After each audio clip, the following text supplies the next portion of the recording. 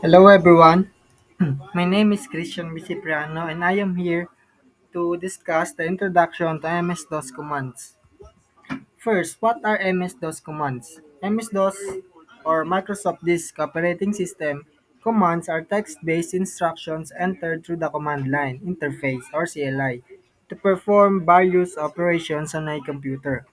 These commands allow users to manage files, directories, program, and system resources directly without using a graphical interface. So why are MS-DOS commands used? MS-DOS commands are used because they, first, allow direct interaction with the operating system and provide faster control over files and directories compared to GUI, and help in troubleshooting, diagnostic, and system configuration.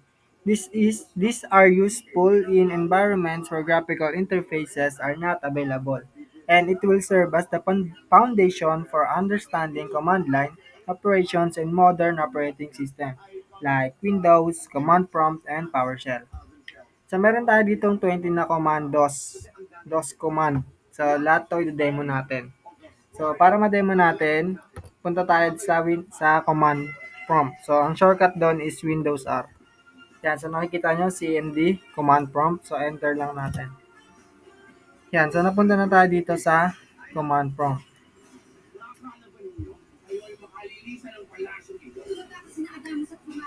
Ang una natin gagawin is yung dir. So, pag kinig natin yung dir or directory, lalabas ito, yung mga directory natin sa drive C.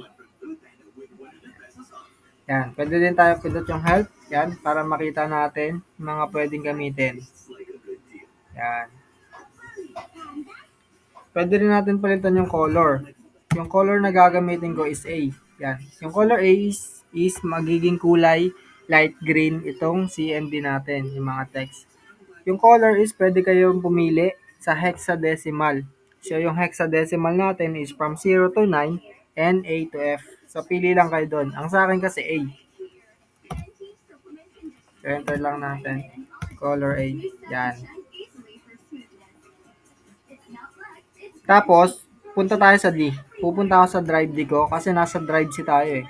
Punta tayo sa drive D kasi doon ako magte-testing. Yan, sa drive D. So, open natin yung files. Ito yung drive D natin. So, yung drive D natin, pwede tayong gumawa dito ng folder. MD, gawa tayo ng folder na testing. Yan, so nagawa tayo dito ng folder.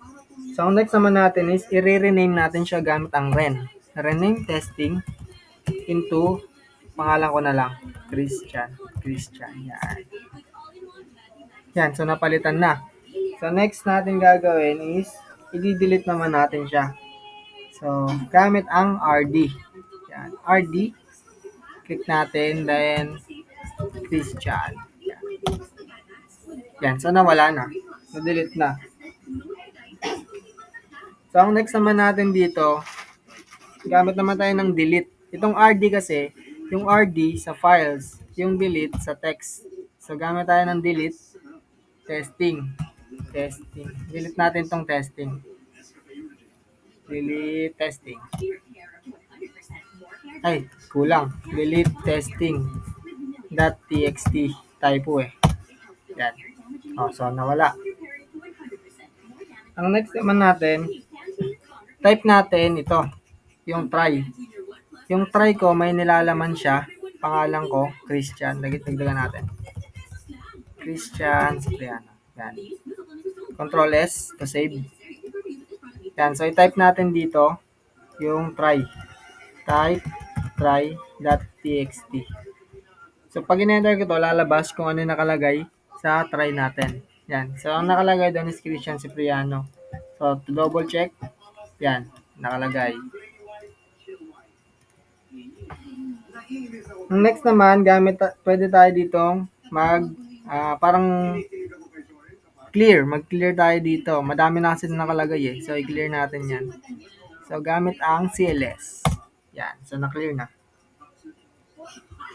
Tapos, pwede tayo gumamit dito ng time. Lagay lang natin yung time. Yan. Pag in-enter ko 'to, lalabas dito enter, time. So, maayos naman yung time ko. So, di ko na siya ilalagay. Kasi 'pag in-enter ko 'to, kailangan natin maglagay, required. So, di ko siya ma-X. Bago ko para ma-X ko siya, kailangan ko i-X mismo o kailangan ko i-close yung command prompt.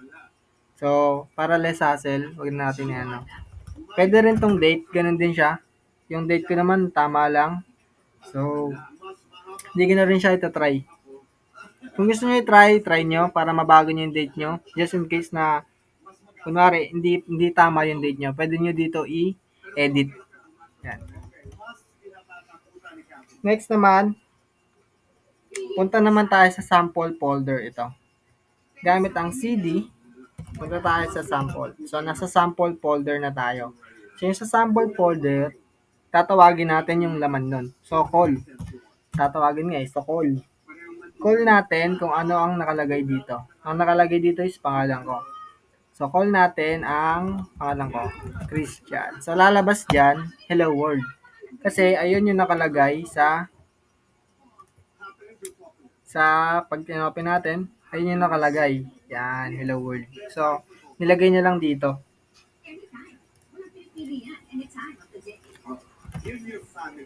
Next naman is, pwede na dito mag-start. Gamit yan, para ma-open natin kung anong gusto natin. Ang open ko is notepad, notepad.exe. Yan. So, pag ino-enter ko, lalabas ang notepad. Shortcut ng notepad. Next naman, gamit tayo ng set. Set variable. Kumbaga sa coding, yan, ganyan. Magsaset tayo ng variable. Ano ba yung lalagay natin? Kunwari, pangalan ko na lang. Christian, Cipriano, nga pala. Yan. So, i-enter ko lang. So, nothing happened, di ba? So, i-declare natin ngayon yung variable para lumabas. So, para ma-declare yon, para ma-print o lumabas yung output, gamit tayo ng echo. Echo, percentage, bar, percentage. Tapos, pag in-enter ko to, lalabas itong variable natin. O, di ba? Lumabas. So, next naman, pwede natin palitan yung title ng command prompt natin. So, lagay lang natin title. Tapos, ito, palitan natin to. Palitan natin ng, pangalan ko na lang, Christian CMD. O, napalitan natin. Then, pwede na tayo mag-exit. Itong exit, alam naman natin, mawawala tong CMD natin. So, enter. Oh, nawala. So, ang demo naman natin is yung this part. So, para mag-demo natin yung this part, i-click natin, right-click natin and run as administrator. Yan, click yes. Nasa this part na tayo. So, punta tayo sa disk part. Yan, nasa disk part na tayo. Sa disk part, pwede tayo dito click natin yung help. Yan, ito yung mga lalabas. Ito yung mga pwede nating magamit sa disk part. Yan. So, next, lagay natin yung list disk para makita natin kung anong disk yung nakalagay. So, meron ditong disk.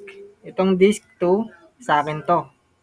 So, open natin. Disk, gamit ang select disk 2. Yan, nasa disk 2 na tayo. So, list natin yung volume. Yan. Ito yung mga volume niya. Dito yun sa akin. Yan. Pwede rin natin ito gumamit ng clean. Itong clean, ibig sabihin ng clean dito, mabubura to lahat ng laman ng drive natin, drive E. Yan, as in clear. Parang clear data, ganun. Pero hindi ko na siya ipipindutin kasi kailangan ko pa yung mga files doon. And, yun. So, pag gamit guys sa CMD, ay sa kanina, sa DOS command, click lang natin yung exit para maalis tayo sa disk part. So, nakalis na tayo sa disk part. Ayan, disk part. So, i-close natin to gamit ang exit. Ayan. So, nawala na rin. So, conclusion, MS-DOS commands are fundamental tools for interacting with the computer system using a command line interface. They provide powerful direct control over file management, system configuration, and troubleshooting. Although modern operating systems use graphical interfaces, those commands remain essential for IT professionals, system administrators, and learners to understand the basics of computer operation. So yun lang to introduction of MS-DOS commands. Thank you for listening.